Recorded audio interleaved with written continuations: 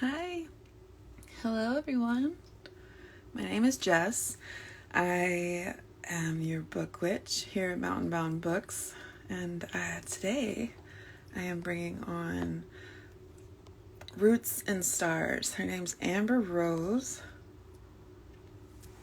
I'm just going to wait a second for her to pop on here. We're going to have a little conversation, a spellbinding conversation between friends, and we're inviting you to join us.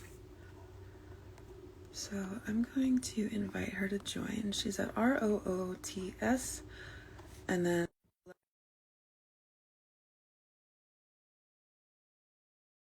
okay.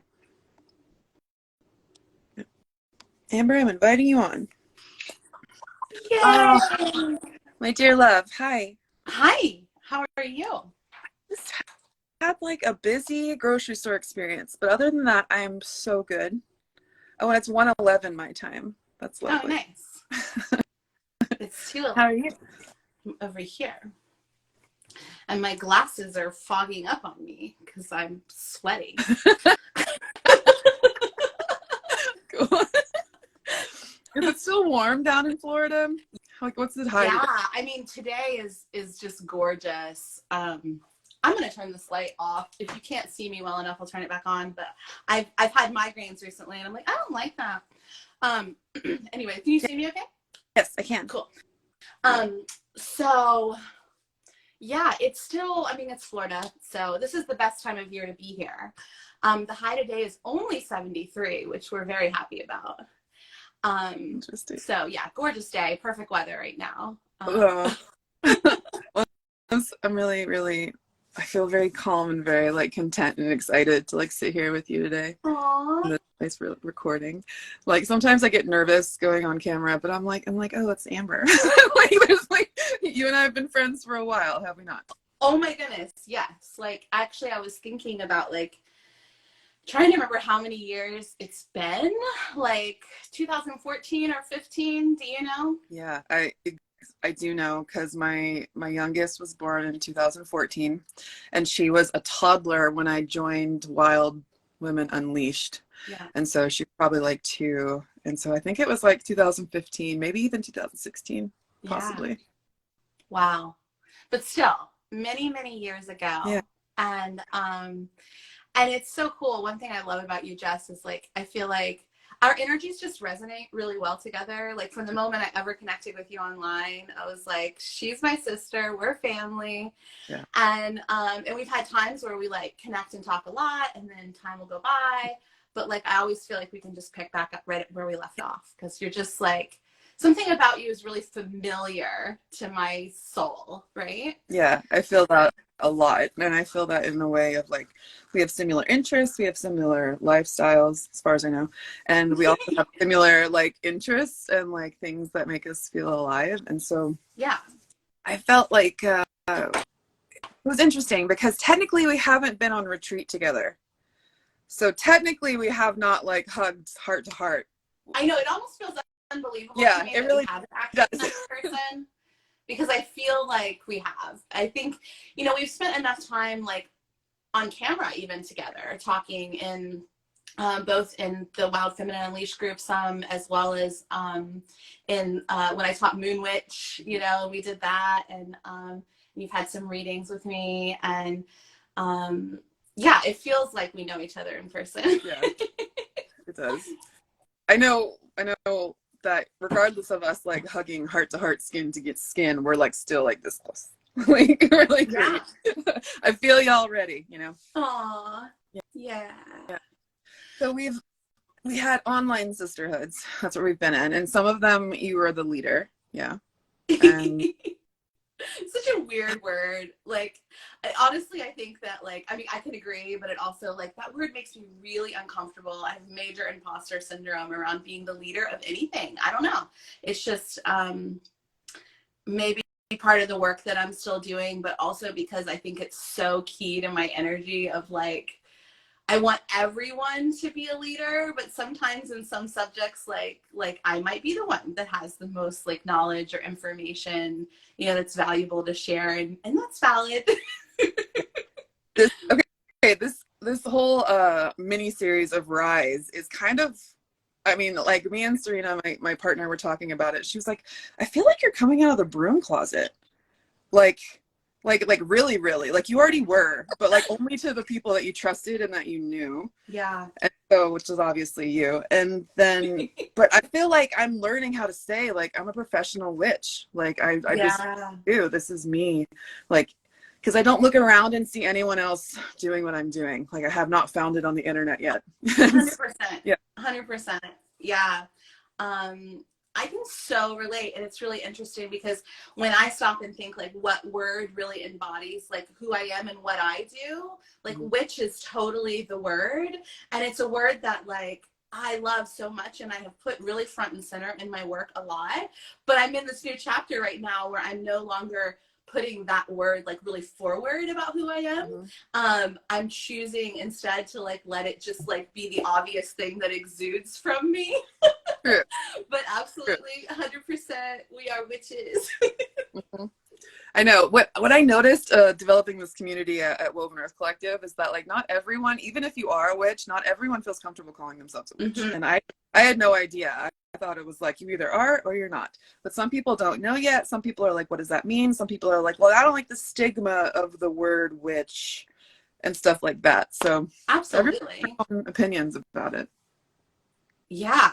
You know, it's actually like, it's interesting. It's kind of it's a bit of a slur word of sorts because it's a word that has been used to talk down and to talk bad about people and to label people in a negative way. And I think for me, when I really started reclaiming the word witch, interestingly enough, one of the people that inspired me was Lizzo. And now she doesn't claim the word witch, she claims the word bitch, right? Which is like, she's like 100% that bitch. But like what she has done, I think is so powerful because she's taken this word that has been used negatively against women and like reclaimed the power in it. Like, and that's when I started reclaiming the word witch a few years ago. It was partly inspired by that. And also like, this is the thing that people have used against me, but ultimately there's so much power, I think, in reclaiming those words.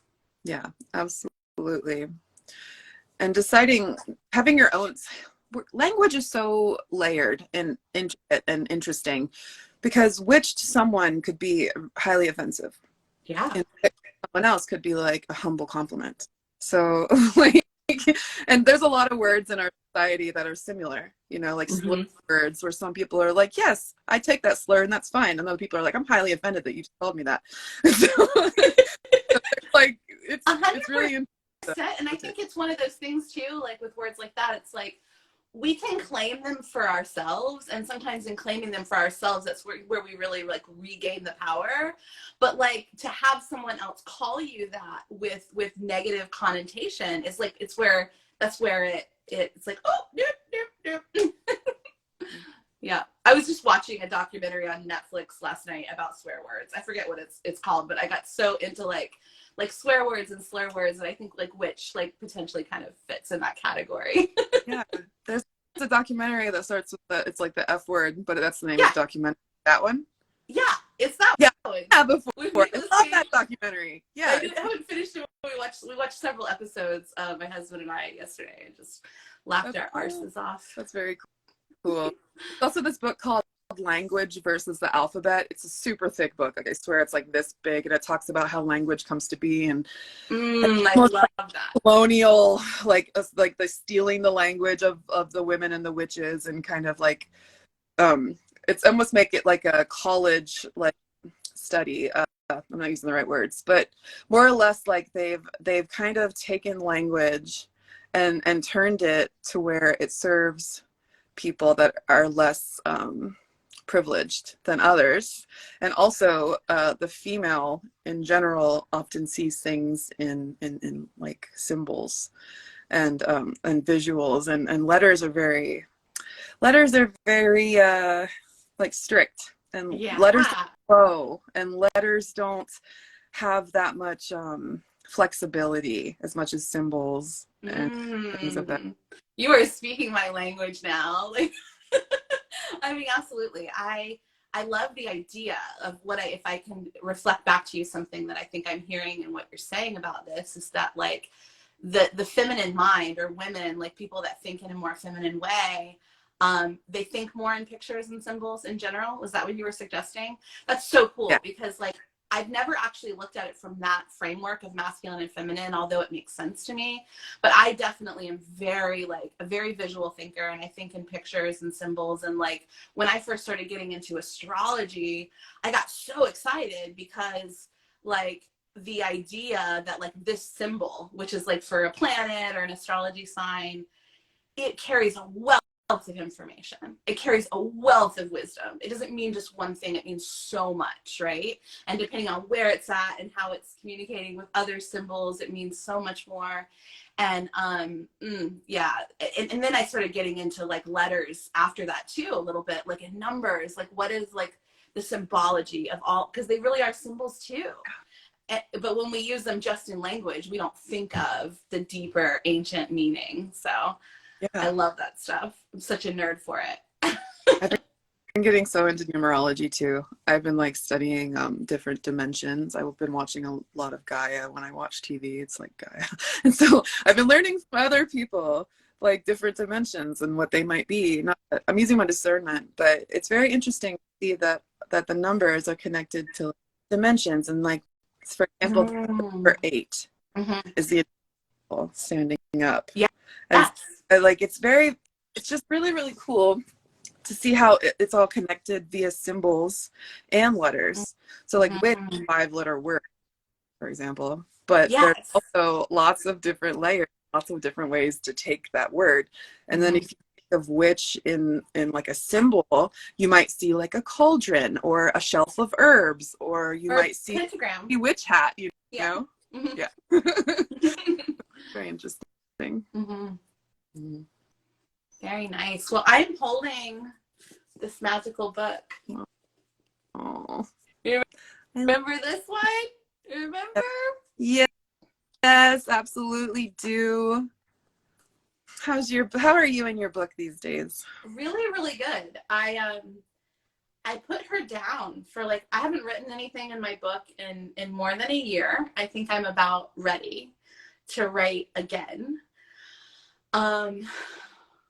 It's been really powerful just being with and letting like the magic and the medicine unfold from the things that I've written in the past. And like I revisit it every few months, and I'm just like in awe of the things I've already written in here. Because when I first got this book, or not got it, like when we I'm gonna be total cringy for a minute, but I'm gonna fucking say it. When we conceived this book, Jess. I knew it. I knew you were going there. And I was, yes. We totally. Because really, like one thing I love so much about your work and what you did and what you offered in those creation sessions is that it was this powerful, intentional ritual that like there's nothing else I can think of that I can relate it to in my life so far than the idea of like conscious conception, like when two people come together and choose to like make a baby, right? Because we put so much, led by you, so much intention into this creation. And you asked me so many questions about what I desired in it, and like helped me feel into like what the intention was. And so because of that, it's really carried over into my use of the book, that like when I go to write things down, I find myself wanting to be like desiring to be really intentional. And having said that, I don't like, it's not like I'm judging, like I only want to put the words down, they're exactly what I want to manifest or anything like that, because I don't go there. But it's like, I know that in coming to this book every time, there's so much magic already infused into it, and the intention that I've put into it. And then if I like also am bringing my present awareness and intention to the moment, like the things that have evolved both in my personal life, but in my consciousness, through that intentionality is just, it's so huge. And it's like, it's been two years now, maybe a little longer, I feel like, since you made this. Yeah. Yeah. Oh, Oh, that really makes my heart beat like pump, pump, pump. I Aww. I feel like it wasn't until recently I didn't really feel like I know what was really happening in like my soul. Like it seems really awkward and weird and kind of like shaky. But you mirroring back that it's an intentional space Yes. that you can commune with, that you can like have a relationship with. That's the piece that I'm really coming into right now, is knowing that, wow, these books create change. And before, I figured I was creating a soft place for people to land their thoughts, their feelings, their desires. But recently I went through all of my clients in the very beginning of doing this, and I asked them, hey, it's been a while now. Yeah. So are you in your book? And your testimony was so sweet about how you were talking about your book. Some people said, it's really special to me and I've barely used it. And I said, that's okay, and some people are saying, oh, I filled it up within like the first year of having it, like I'm gonna need a new. And some people, like, it was very varied, but the intention piece is what I want to like hone in on. Yeah. Because we're like, well, what I intended it for, it's very powerful in that way. I barely met anyone or have heard from anyone who was like, well, I just write grocery lists in it, or I just write like, like this and that notes and everything. People feel like it lands into their life like this powerful vessel that very present and like very embodied to like approach. And I was like, well, that makes a lot of sense, because the intention that was brought, like, and the fact that two people came together and made it in that immaculate way. Yeah, really cool. I never really thought of it like that. I mean, I always say we're making a book baby together, but like immaculate conception is just step forward. Like, that's really, yeah. But the intentionality of the book itself is one of the key, it's almost like the spine itself of the book, Like, 100%. Yeah, it's like the foundation. I think intention in and of itself is one of the most key components of magic. And like, I really do believe in magic, but I also believe in it like I'm a little bit of a geeky, scientific minded about things, and I think I've become even more so the last couple of years, which I'm like, oh my God, there's like things I want to say about that in relation to dimensions, but we already moved on from that. Maybe we'll come back in a minute. But it's like, I really believe that such an important part of any sort of magic or manifesting or anything like that we want to create in this world, like attention and intention and attention. Yes. It's the secret sauce. Yeah. Yes, I agree. And I have slowly, we started doing homeschool for all of our kids this year. I'm homeschooling now too. We start off. I mean, my kids. I feel like every time someone says they're homeschooling, I'm like, oh, you're part of the juggling committee. Like, anyway, we set intentions. We have like an abalone shell, and we have like sage or palo santo, and every morning before school we have the practice now of setting intentions. And I can see kids flourish, like making their intentions for the day, and the intentions that they would make at the beginning of the year were like, well, I want to finish school and I want to do this, and like checklists, things to do. But ever since practicing, they're going, well, I want to feel calm today, or I want to like, they've gotten like more textured into their for the day. And I think all of us are like that too. Once we realize that we have this like innate power to create or bend, or we want to create our own realities in that kind of way, start to get more thorough and more precise about what we're asking for.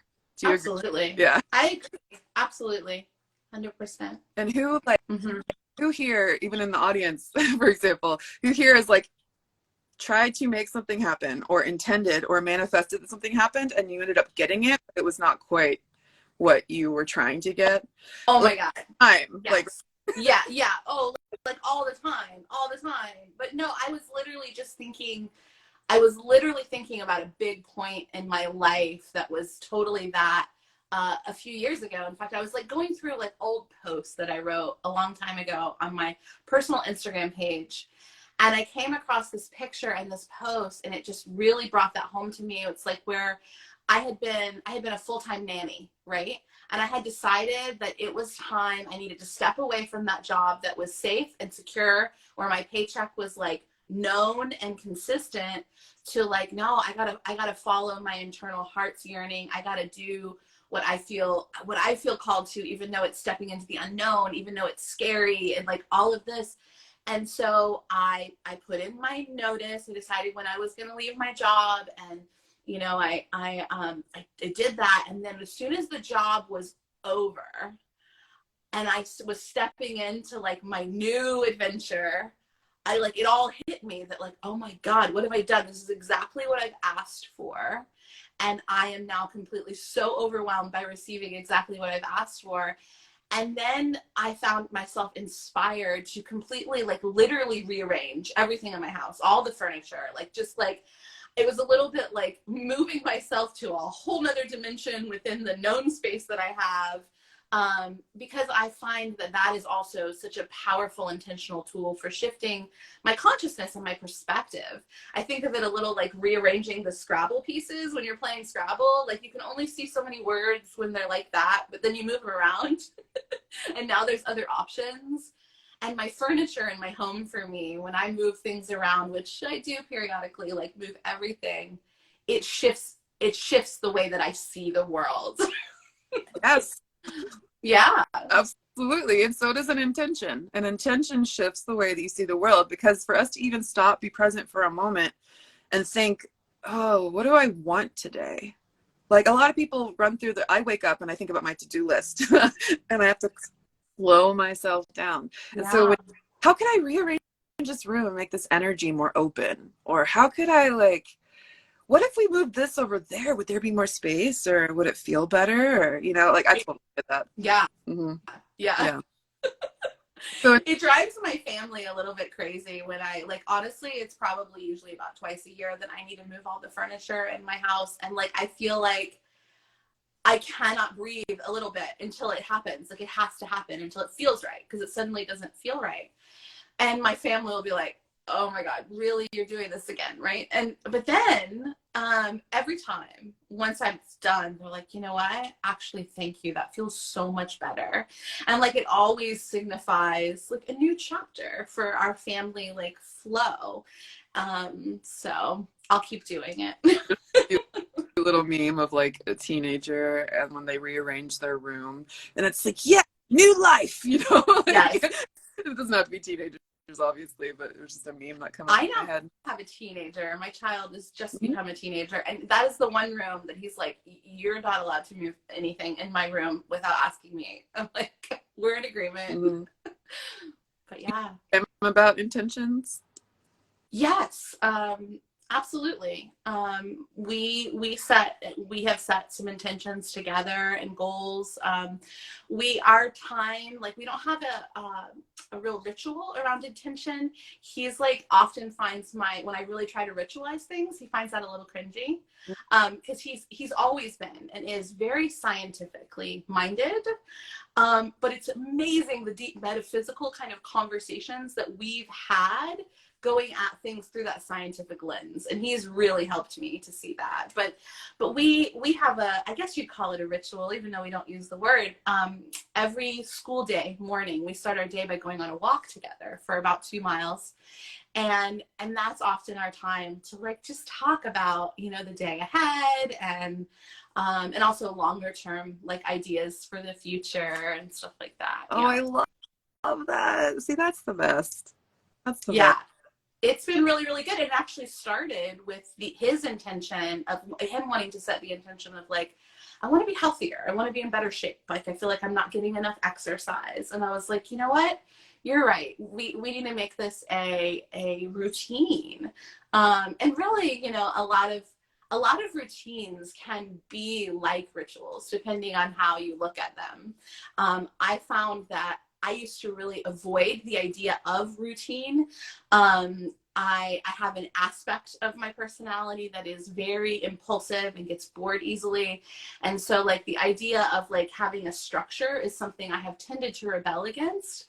But actually the word ritual is what helped me to sort of settle into being able to create some routine that really supports me, because I think of it as my ritual, down to like at the beginning of every month, I have my calendar that's like a whiteboard, and I go through and I write it all out, and I write out the moon phases and like the big astrological shifts on there and everything. And that has become a bit of a ritual at the first of every month that like saves me for the rest of the month, right?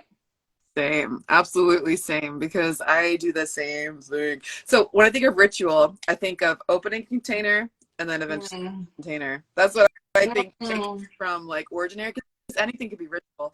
So if you take something from ordinary and then you could open, be like, hey, this is what we're doing. Like, this can be anyway, anything that your heart speaks of. So this is what we're doing. This is what I'm open to. This is my desired outcome. And then I'm done. And like, that's my work here is done. And then you close containers. So if you started off being like, this is our walk to feel healthy and in our bodies and stuff. And then after you're done, you're like, okay, we're done. Usually we sing a little song that goes like, to the north, to the south, to the east, to the west, to above, to below, to within. Then we say, let the homeschool day, let the homeschool day, let the homeschool day begin. And we do it every day. And that's our ending. That means, okay, I love it. Your book open your computer and get to work.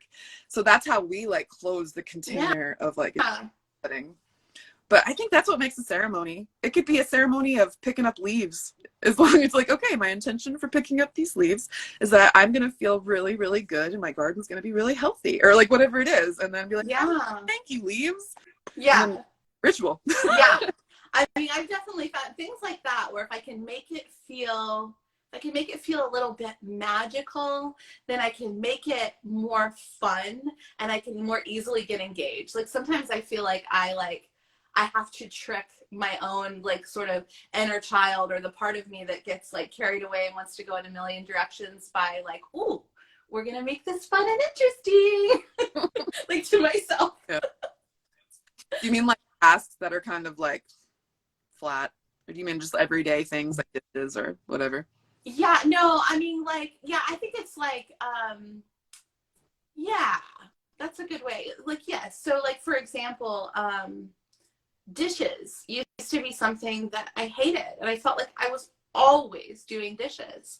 And then at some point I realized that it was really an opportunity for me to meditate, like sort of a walking meditation or a working meditation, because it's something I can focus on, but takes very little actual brain power. And so I now have learned to use that time as really like a gift.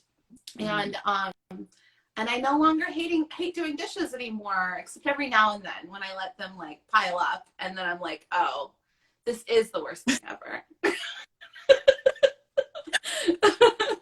Dishes for me are like the chop wood, carry water type thing.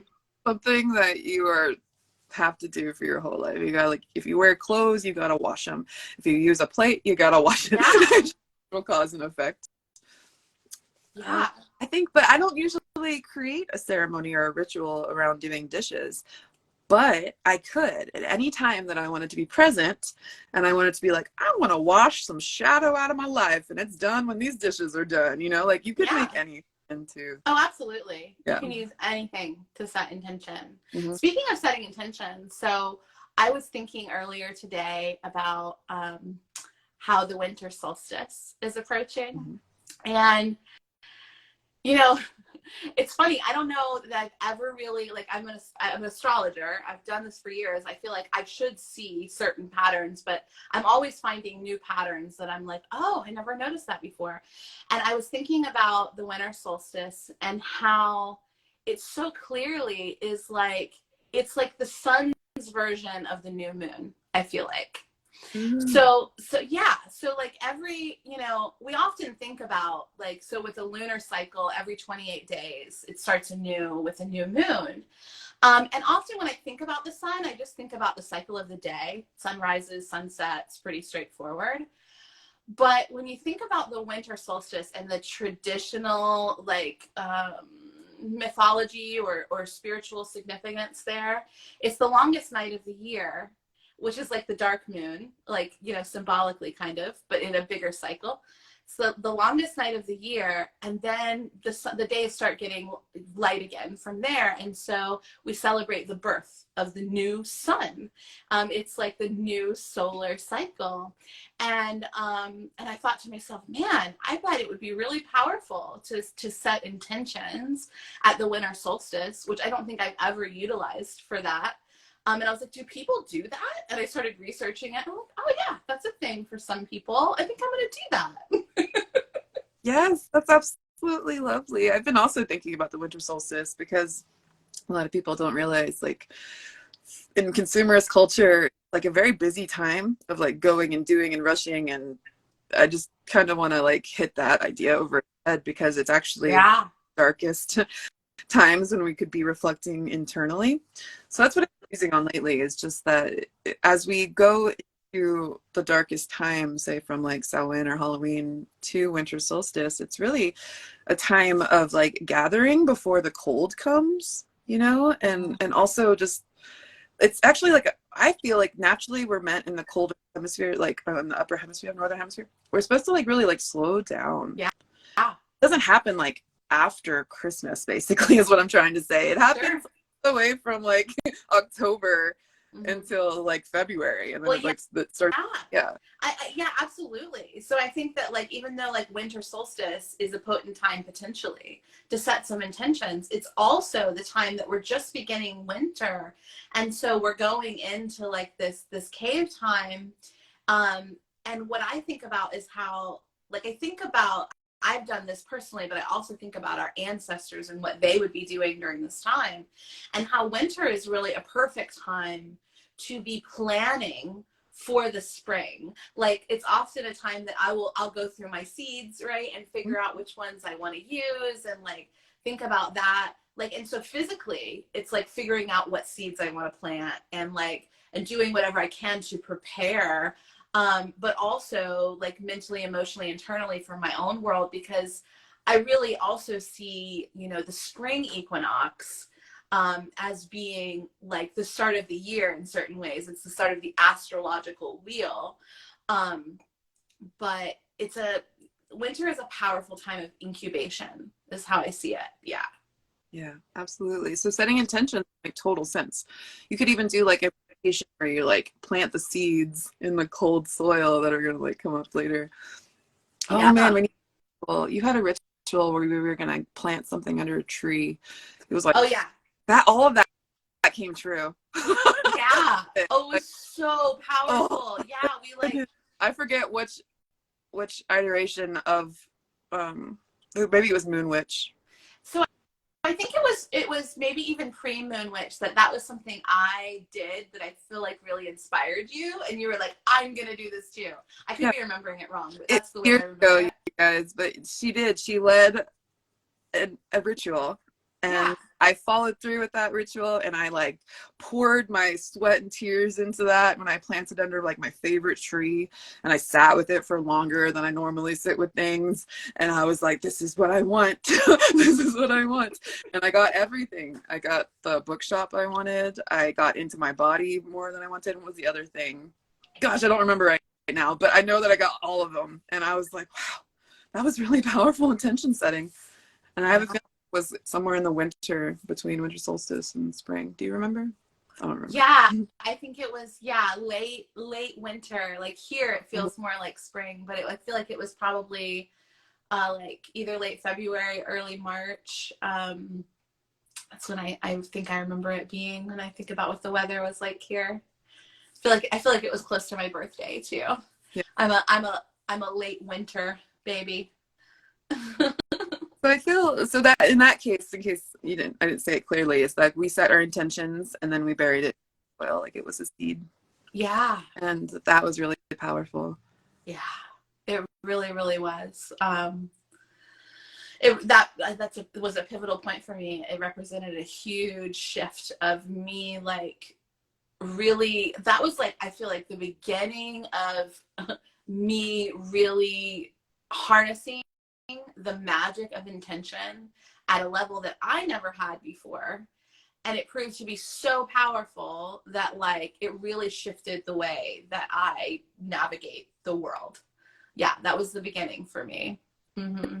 It feels like there's something really powerful to being like, this is my intention, this is what I want, and then communicating with the earth. Yeah. Like, okay, this is gonna be a piece of reciprocity. Yeah. Like I take care of you, you take care of me, and we both clean each other's backs, like that kind of Yeah. thing. And it was that whole year of like just sitting in circle with you and going through all of the initiations and just claiming what felt unclaimable at that time. That's what Yeah. I say. Yeah, Yeah. I didn't feel like I could have it Yeah. at that point, but I wanted it, and that takes bravery. Yeah. You know what I mean? It To takes even so much. admit our wants is so huge. But speaking of which, I want to share with you, and you've probably heard this before, but maybe not.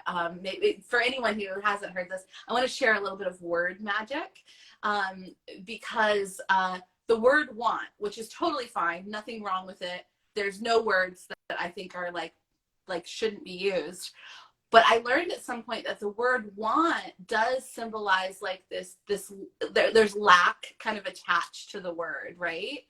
And so I have, especially when I'm talking about intention and I'm being really intentional, I have learned to shift to the word desire as my preferred word.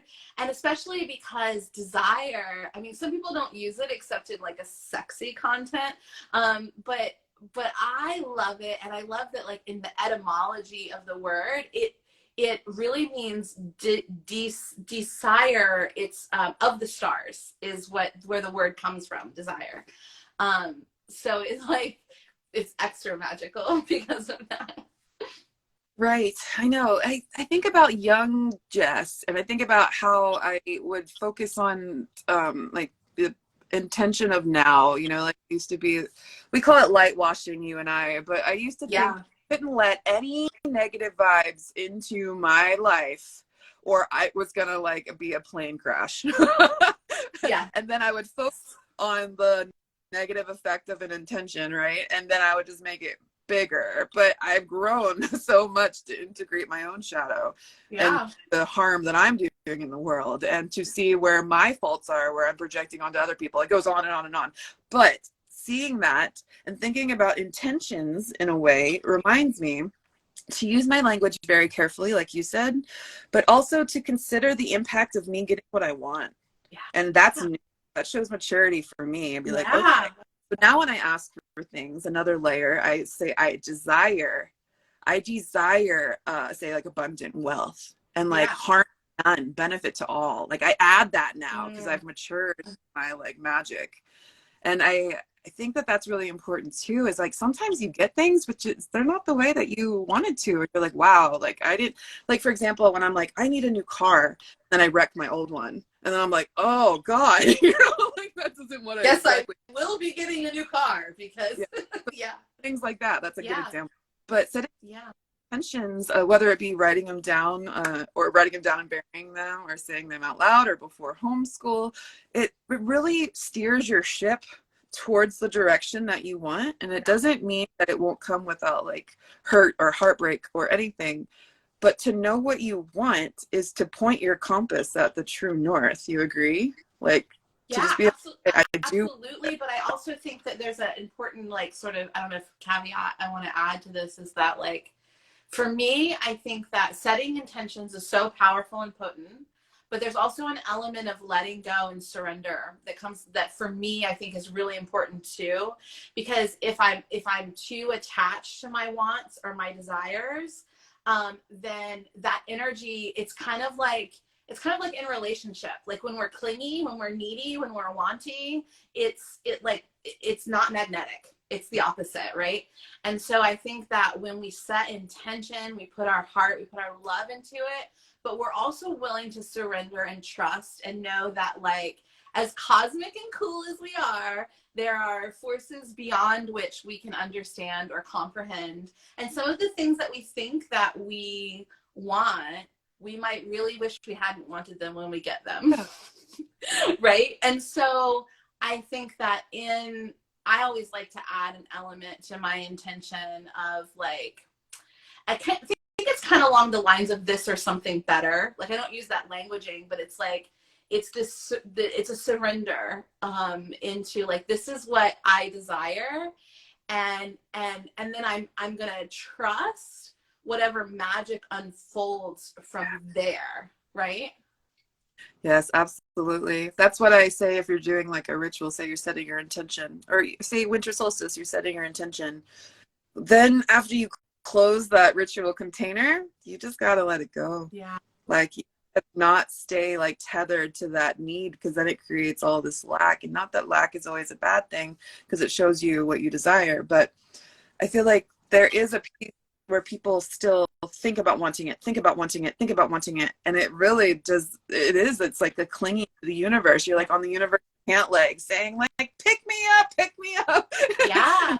Like, dude. But I also think, like, right? Sorry, I interrupted you. Say that last part because I couldn't hear you. I just said, you're like, universe, take care of me. You're like the baby in the universe. You're like, take care of me, take care of me. And they're like, you have everything you need. Go eat your breakfast. Is what I said. Like, live your life. Like you don't need to keep begging. Like it's coming, but you need to live your life following that vibe of joy. Yeah.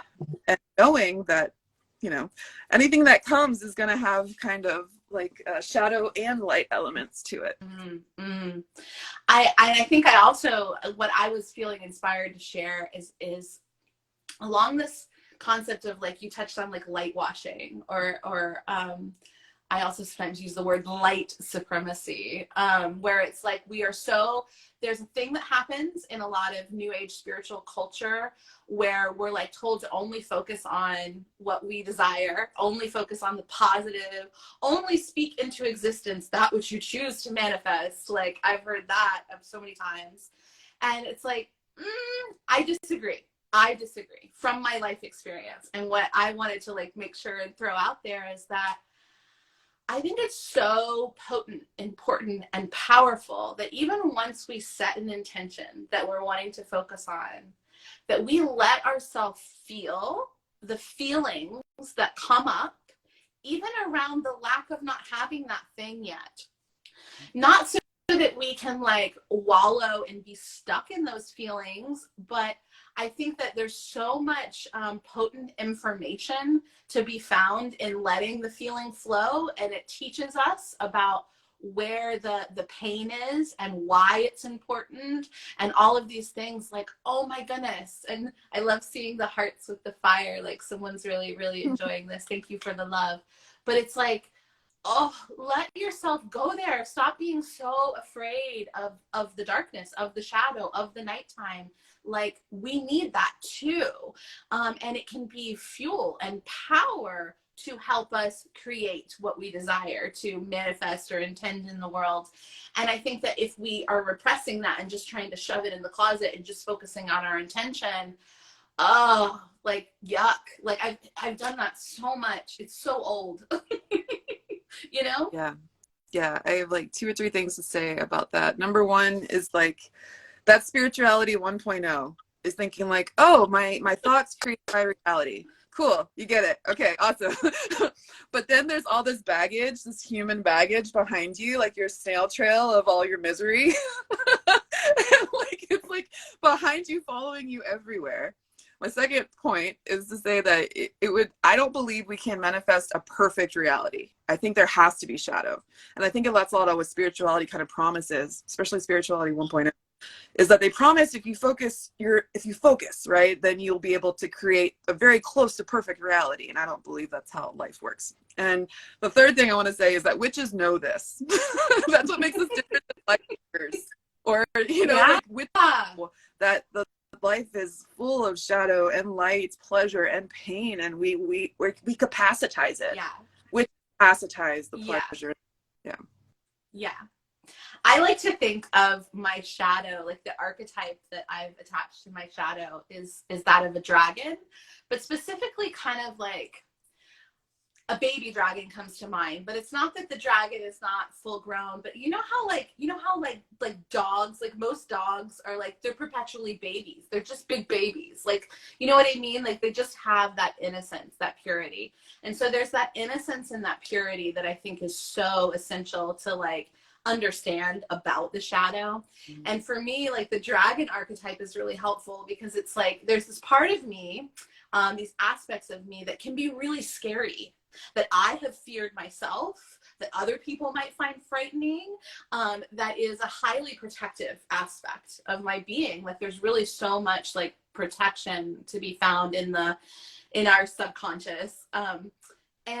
But ultimately, if I can, and which I've been working on for years, if I can really make friends with my dragon and understand why it exists and the power that is there, then I can harness so much magic. It's like so the subconscious mind, we have our conscious awareness, and we have our subconscious, the things about us that we're generally not aware of, right?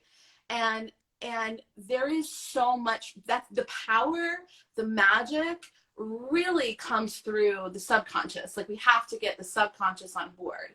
And if we're just seeing that part of us, which is really another way of talking about the shadow aspect, if we're just seeing that for what we're afraid of or what we don't want to touch, then we miss out on all of the magic and the power that we can connect with, that we can work with. And because, you know, like I had a teacher that used to say that the subconscious was like a 500-pound gorilla, was the way that he talked about it, right? And how like it's like it can do so much, like it has so much power and it can do so much potential destruction. But we really, if we can just like calm down and listen to it and befriend it, then we can harness that power. The 500-pound gorilla didn't do it for me, so I graduated to the dragon archetype. I've learned from Amber in this way, you guys, and I feel like I got in touch with that piece that Amber is talking about a little bit, but I bet other people would be interested in hearing you talk about dragon energy a little bit more, or your own. Oh yeah. Yeah. Eventually there will be books. I've really had to learn to pace myself, and this last year I took pretty much a year off. I didn't do any astrology reading until a few weeks ago. I've really needed to like work on myself and come to terms with some really big shifts in my life, like personally. But I'm starting to read charts again. I'm starting to get excited about teaching again. There's a lot more that I want to share about that archetype and other archetypes. Like I've really broken down like the physical, mental, spiritual, emotional bodies into 4 different archetypes, and like mapped it all out with astrology and the elements. And like there's so much that's like still in here mostly that needs to be shared in time. But I'm going to pick my magic book back up, which I remember dragon was one of the words that like my intention words with this too, and start writing in here again, so that I can prepare for that next chapter of all the things I have to share with the world. Ooh, it feels powerful. Like I'm like biting my lip, like the edge of my seat. When you come up with this book, I will be first in line. Maybe not first. You know what I mean?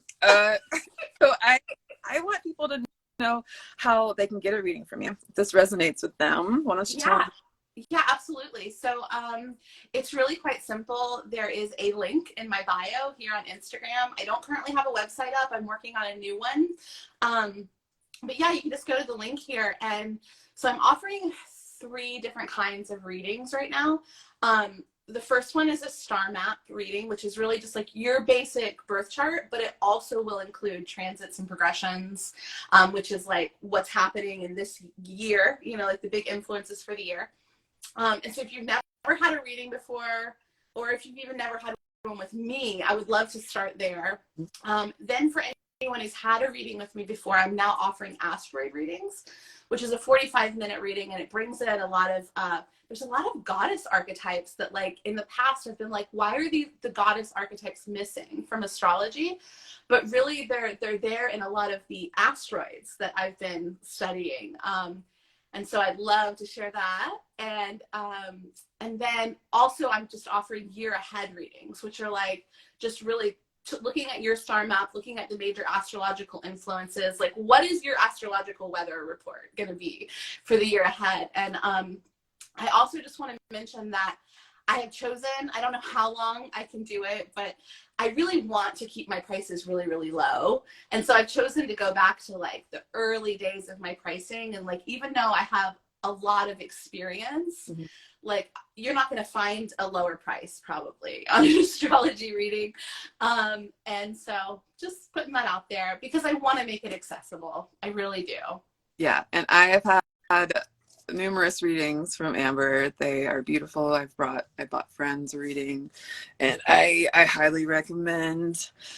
And they have so much insight and validation, and wow, being seen and being heard from you, it just makes my heart swell. So aw, thank you. You highly recommend. There's a reason that we're wonderful friends.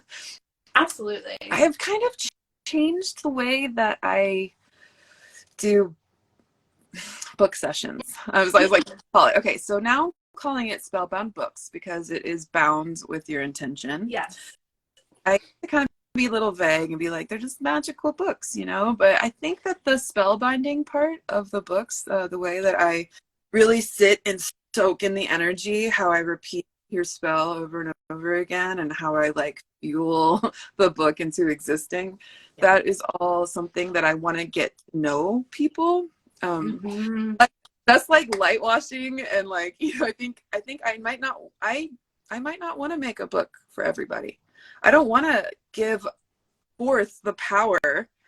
I want to make sure that they are like pure of heart and that their intentions are sound. And so what I did, I took the listing down. Mm-hmm. I did the opposite. I was actually like, no, I don't want someone just to go on my website and buy a spellbound book for me without me knowing who they are or what their intention is. Yeah. Like, and so what I've done was kind of like, it seems like strange to like not offer something and take it down. But now what I'm doing is I'm meeting with people for free for 30 minutes for us to just hang out, just similar to this. I bet we've been on for about 45 minutes and just talking to them. Okay, yeah. What kind of magic can we make? This is what I offer. This is what you want. And I offer those readings for free. And I offer those readings. I offer those sessions for free. And so that makes me that so much. Yeah. I like, love oh my God, I love that so much. In fact, like when I've been thinking about teaching again astrology in the future, I've been thinking, man, I think I want people to like apply to be involved, and then we get to meet and talk, which is what I did with Moon Witch, because some things that you like, they feel so sacred and so intimate that it's like, I need to know that I feel fully good and fully aligned in taking these steps and where we're going with this. And so I celebrate you making that decision. I think it's a wise one. It's like, actually one of the reasons that I stopped reading astrology charts for a while is because it's like, it is so intimate. Even just reading someone's astrology chart, like even though not being, like it's such an intimate thing that I thought, oh, I want to be more intentional about how I share this. And then I came to a place in my being where I was like, okay, I'm ready to do readings, even if I don't need people to interview first, but when it comes to some of my more intimate work, like some of the coursework I want to teach, I think I may want people to interview first. And I think that's totally valid to set those boundaries with the magic that you have to share. Exactly. Mm-hmm. When it comes to magic, like the more I am shedding layers of conditioning and shedding layers of untruth in my life, the more I realize that my energy doesn't jive with everyone, and that is exactly what I expect and come to love. Mm-hmm. So like my energy, my books might not be the book for you, but on the other hand, my book might be exactly what you're looking for, or our book that we make together. And so my coach, she calls this qualifying. And I like that word. Like, you know, it's like we qualify each other. Like for this, like you have a book that's magic. And I'm like, yes, let's make it together. What do you want? What are you looking for? We can have a conversation. It's not just transactional. And I think I'm stepping away from transactional relationships in general. And that's a shadow element that I have to look at myself. I hear people talk about transactional or sacred agreements, you know, like the polarity of them both. Now it's not like quid pro quo. It's not like I'm meeting with Amber so that I can have you on Rise, you know, like we're talking about each other's services and each other's offerings and each other's magic. And so that makes it just keeps both sides of the street clean. You know what I mean? Like it keeps Absolutely. like, what I do, this is what you do. I want to work with you. You want to work with me? Okay, let's go. And it feels better, a price tag on something and then being like, okay, this is what I do. Here you go. And so it feels right. And the 3D, it feels kind of like, are you sure? And then it feels so right in my soul. It feels awesome. Yeah. Oh, absolutely. No, I understand, because there's a lot of things when we're doing things different than what normally is done. There's a lot of shit that comes up around that, because, you know, like our inner critics, you know, we have the voices of all the people before that have said, oh, you can't do it this way. You got to follow the way it's been done. Da, da, da, da. And it's like, oh, am I really going to do that? Or am I going to be a change maker? You know? Well, let's like go full circle around to the whole leadership thing. Yeah. I feel like it's important for me to understand, like in my leadership position, that I am encouraging other people to rise into their leadership positions. Yes. Not like me always holding the front of the line. Yeah. But when we can tune into our own strengths and our own magic and our own intentions, then we know without a doubt when to stand in the front of the line and when to stand in the middle or the back of the line. Yes. You know, I feel like that's something that you grow into, that you become like a wise change maker, you know? Yes. Yeah, it does. I love that you say that, and it makes me giggle, because I've been in this place, like, so I'm 40 this year, and it's not just that I'm 40, but I also have a daughter who's like 22. So with having a 22-year-old at this point, like, I feel like I'm stepping into my grandmotherly, like, crone years, like, but for sure, I definitely feel like I'm stepping into a new level of, like, of wisdom. Like, people of all ages have wisdom, but I feel like I'm finally at this chapter where I'm like, I personally feel like I can consider myself wise, and like, and owning that feels really powerful. Yeah. I mean, everyone has their own journey, so compare ourselves to how we were before. Yeah. So you can feel wise at 17, you know, you can feel wise. Like, you cannot feel wise until you're 65, you know, like, yeah. But yeah, in some areas, I feel hella wise compared to yeah. And these last few years, man, I mean, so much has happened in the world, but I feel like there has, like, my perspective of the world and what I believe and how I feel about things, I cannot even express the extent to which it has changed, developed, evolved, shifted.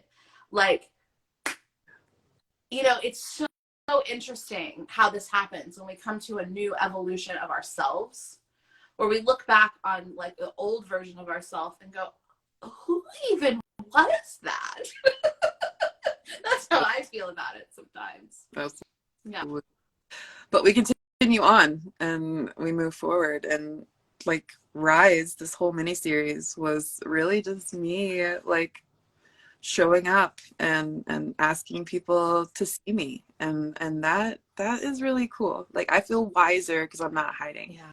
You know, I feel strong because because there's been a lot of times when I just wanted to, like, put the bookshop in storage, you know, and just be like, you know, and I this time it was a full body yes of like, you're not going backwards. Like, I refuse to go backwards, and so we're gonna go forwards and make big bold choices. That's exciting. That's exciting. I'm excited for you. Yeah, absolutely. I feel like I feel like coming into this level of wisdom that you're at now it's like coming in, part of coming into your wisdom is like, oh, I don't need to hide. I don't want to hide. And like, I can really relate to that too, because in a lot of ways, I'm a very introverted person, and there's in a lot of ways, like, I just want to be the witch in the woods, you know, and like people can come visit me periodically if you need anything, but otherwise I'll just be over here in my little hut in the woods.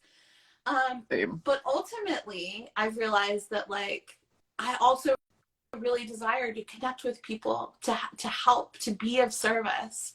I know that I have gifts that are valuable that I want to share, that in sharing them, like I really am nourished on so many levels. The financial piece helps too, but it's, you know, like that's a fraction of like, you know, what I get out of like sharing my gifts and my magic. And ultimately, in order to do that, we get to put ourselves out there. Or people don't know we exist, and they don't know what we're about, and like, and so we can have both. Like, you know, a lot of times I feel like I am not witch in the woods, even though I live in the suburbs. Like, I've created this little cave sacred space here, and I have a lot of time to do that. And then I schedule time to do my magic and connect with people, and I'm so grateful that I can do both. Yeah, ditto. It's a privilege, actually. I think about like, oh, well, I could keep my magic small. I could just keep it like unless someone really needs it and stuff. But then I realize how many people my magic can and then I feel like a necessary push by my soul, because there's like a heaviness that happens when I don't share my magic. Do you agree? I do. Like there's a part of me that like I feel so sad just hearing you say that, because I agree so deeply. Because that is ultimately what happens when I say, you know, I'm just gonna like not share that. I'm just gonna go do my thing. I'm just gonna go take care of myself. Like, it doesn't take that long before I come to a place of there's like a deep grief in me about not showing up and sharing when I know that I have so much that is valuable and potent and could be such a gift and such a blessing in the lives of others. And I'm just like keeping it to myself. I'm like, this doesn't feel good for very long. Like, I can do that for a while. But then it's so important To me, that's the right way side piece of like the witch wound of like, oh, if I'm in my magic and my power, then like pain and suffering. But really, we are co-creators of our own existence. We can set it, you know, to help as many people as we can. Like, the power's all inside. And I love that about us, like especially you and me specifically. It's like we take the time that we need for our own healing, so that way we can serve other people from a whole cup full perspective, you know, like not depletion. Because when you and I get depleted, we ain't serving no one, right?